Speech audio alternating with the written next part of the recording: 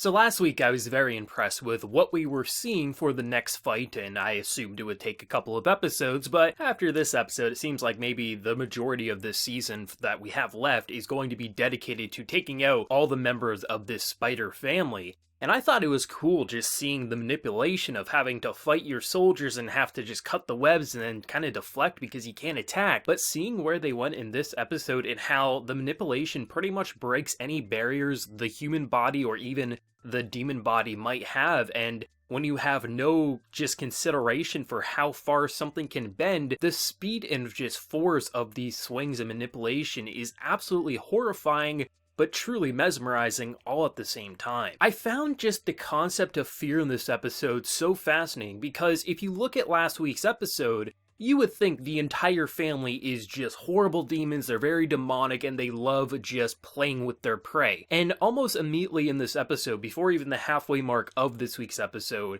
you see that the mother is truly terrified. It felt like a beaten wife, someone who was just forced to do things that she didn't want, and even if she did have demonic lust, it seems like she was being manipulated herself, even if she was the one pulling the strings for all of these soldiers. And just seeing just the small glimpse of just abuse that was applied to a demon, it was so crazy that I felt such a human moment in such a demonic looking scene, where you just see a wife who was getting beaten and tormented by not only the husband, who obviously will be one of the 12, but also the kids for the most part, past maybe one of them, who were just mocking and just playing it off as a joke. And I love the moment at the end of the episode, after Ino basically tosses Tanjiro up and he locates the scent and comes down, he's going to charge up for an attack, and because Tanjiro is such a kind soul, he immediately recognizes that this isn't a demon fighting back, this is a demon embracing death. Something I've always loved with Tanjiro as a character. He's one of my favorite shonen protagonists already. That's how much I adore his character,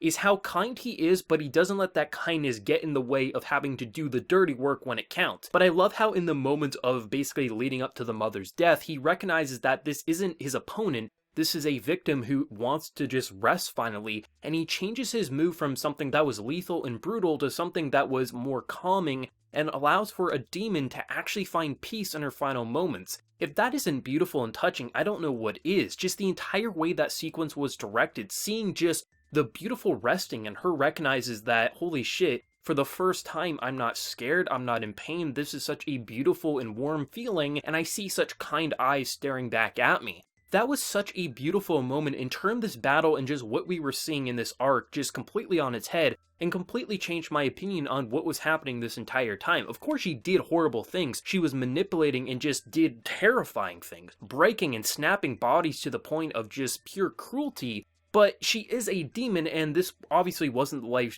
she walked willingly, and she's been basically abused for probably most of her demonic life, and to just see that passing scene, it was truly touching and just once again highlights why Tanjiro is such a great lead character, because he's not some cliche shonen character who just says, oh no, I can't kill, I can't fight, I can't do this, I'm too noble. No, he is a very kind soul, and he gives demons and just people in general the time to just relax and be at peace when it counts, but he does recognize when he does have to take a life, and it's truly just touching and just bittersweet to see moments such as these play out. This was definitely my favorite passing scene of any demon up to this point, and there's been some great ones, especially with some of the backstory that we did see, and to just see a mother finally get peace after being tormented this entire episode thinking she was the one tormenting everyone, it was truly just something I was not expecting. Though with the remainder of this episode before obviously the killer blow, it was pretty just insane watching the manipulation play out. As quickly we realize that she's very fearful that if she doesn't kill these people fast, the husband's gonna come, and it doesn't take a genius to piece together that basically he was going to abuse her and probably torment her. I just didn't know how far they were going to go, and when you see the size of the man, it's clear why she does some of the things that she did. And it was just crazy seeing just how they were going to outplay basically their soldiers, because obviously for someone like Ino, he would be fine killing them, that's just kind of his hot-headed nature, and if someone's begging for death, like, I'm getting stabbed in my own bones, there's no way that I can even heal, and even if he did survive, he would be so wounded and destroyed that a soldier would need to be taken care of for his entire life. So of course begging for death is honestly the most merciful way you could go, but for someone like Tanjiro, that's not who he is. He can take a demon life, and hell, He might even be able to take a human life if push comes to shove, but in this moment it doesn't feel like they need to, and the idea of tossing them over tree branches was truly something I wasn't expecting. It is the most logical conclusion to come to. They're being controlled by strings, you have trees all around, you toss them up and they can't move. But I wasn't expecting that, and I don't think many people were, as I didn't have anyone last week in my comments saying, oh, I wonder if he's going to toss him or something like that. But it's such a logical but also very clever technique that not many people would think of, and I think it's why, is so just mesmerized by Tanjiro. As this is a guy, he keeps trying to fight back against, saying anything you can do, I can do better.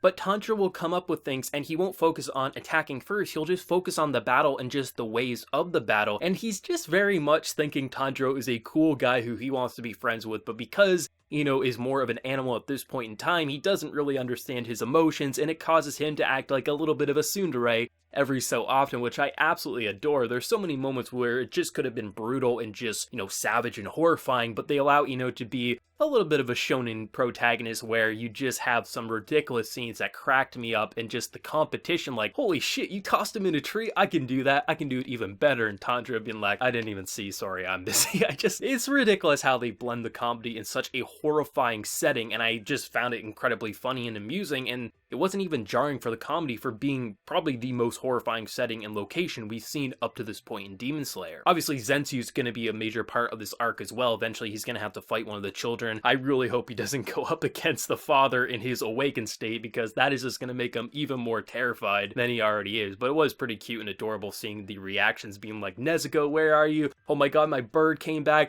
I just love the overall comedy and just humor to this show. It's just, the early stages were iffy, but just seeing the cast, the more personalities, the funnier and just more elegant the comedy blends into the series atmosphere. It's just fun seeing both someone like Zensu, who's just this coward, and then you have Ino, who's being a bit of a tsundere, wanting to fight but also being mesmerized by our boy Tanjiro. It's just great how this man naturally leads such a group of misfits in such a perfect way, but also kind of like a ticking time bomb way that just has me cracking up. But I will say, this was definitely the most disturbed I felt. Even though I had so much fun and was laughing, this was also the most disturbing episode for me, because it's one thing to say, okay, they're being controlled, and they just kind of look like dead bodies. But then when you see them alive and they're begging for death, or you have one girl who is literally just holding her dead friends and colleagues, being like, you have to go away, bring someone stronger, you have people begging for death, and even after Tanjiro comes up with such a brilliant maneuver to not kill them, hopefully heal their wounds after this battle's all said and done, you see the mother just snap their necks, and you can feel the rage from Tanjiro just looking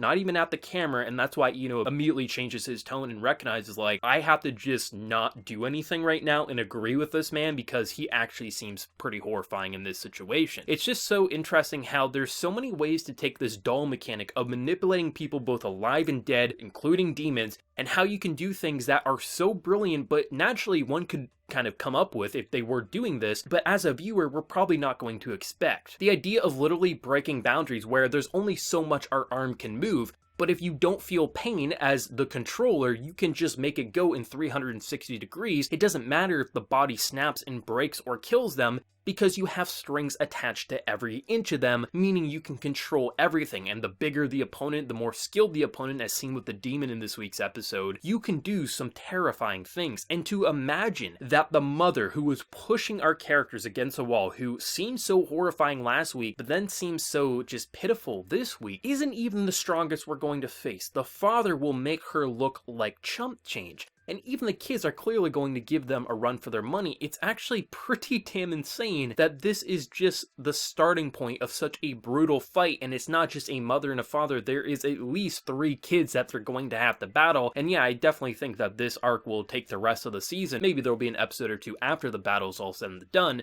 but there's a lot to do, and just seeing how far they push the creativity already with the whole tree branch mechanic, breaking limitations, and just seeing how probably each of the kids and father are going to have their own quirks and techniques for this battle, it just feels like we are the prey alongside Tanjiro and the rest. And even when they do have a victory, when you see all the blood and carnage, it doesn't feel like much of a victory even if you cut off one of the heads of one of the snakes that are pursuing you. This was a just terrifying and hilarious episode somehow wrapped up into one. I was laughing, I was giggling, I was just smiling at some of the absurdity, and then I was also shaking in terror, being like, this is so disturbing, And really, only certain shonens can get that right, and Demon Slayer is one of those where it really found the balance, especially because we have such wild personalities that really feel so unique and distinct for just similar series such as Demon Slayer, and I love it. I love what this episode did. I just thought last week it was incredible. A great intro, and I thought, okay, maybe we'll have an episode or two to wrap up this battle. But no, we're actually going to probably have the remainder of this season dedicated to this very just bizarre and horrifying family, and I couldn't be more excited because this really feels like we could see the most creative fight of the series up to this point, because we have such a brilliant location that plays into their powers,